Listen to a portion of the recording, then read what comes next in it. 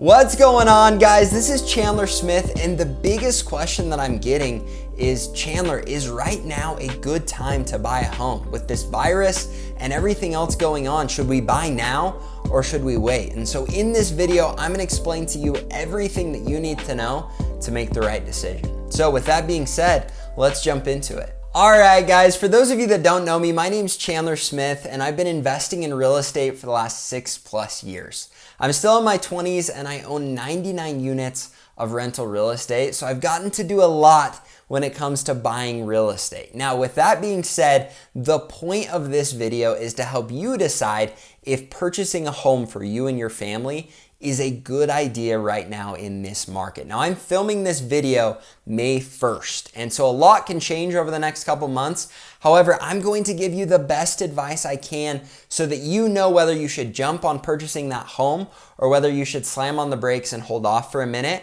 And it's going to depend on your situation and what you're looking for in a home. But the first thing that I want to hit on is interest rates are at an all-time low.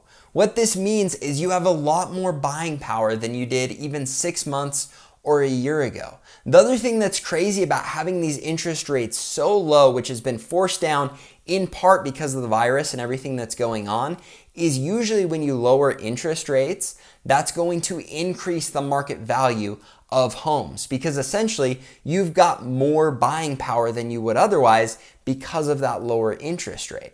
Now, what's so interesting about this market, especially in the market I'm in Idaho, is I haven't seen home prices go up. As a matter of fact, I've seen them go down. I've seen there be more supply on the market because everyone's playing pretty tentatively right now. So first off, that is one of those things that means, hey, it might be a very good time to buy because interest rates are low and it hasn't impacted the market yet to raise it up. Number two is that there is a lot of fear right now, all right? People that wanted to sell their homes that are maybe building a home or moving for work or moving for some other reason, they already had that in the works before this virus got crazy. And so what that means is they need to sell, and a lot of them are very scared or nervous because they don't completely know how this is going to impact the market. Now, it might bounce back to normal, but a lot of what I'm seeing says otherwise.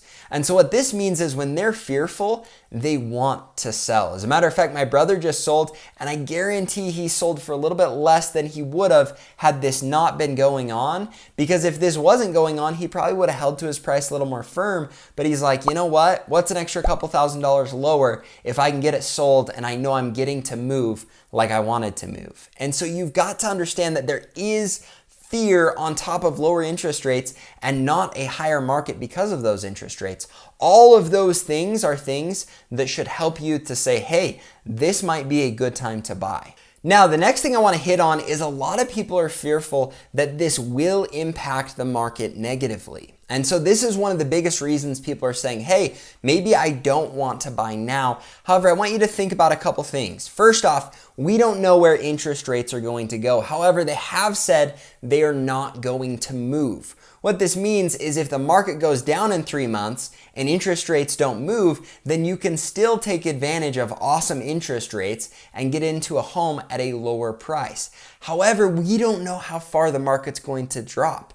Right now, in a lot of these markets that were booming before, there is still a huge demand on housing. And so for all that we know, the market might stay pretty consistent. Now, I'm not going to gamble and say I know which direction it's going to go.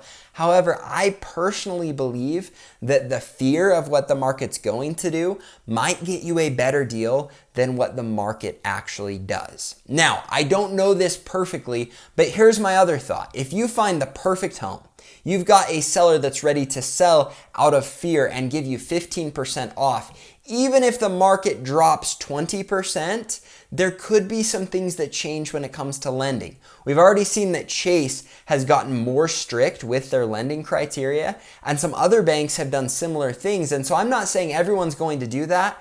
However, we don't know how they're going to respond. Because right now they're hurting, they're scared, they're doing things out of fear. And so if the market drops, cash might be king. And if you don't have cash, you might be out of luck for getting into a home until the market goes back up, and then you're not getting the home when you want to, and you're getting it for a substantially higher price. And so in my mind, if you find something that meets your criteria, it's a great deal. You're buying below market value.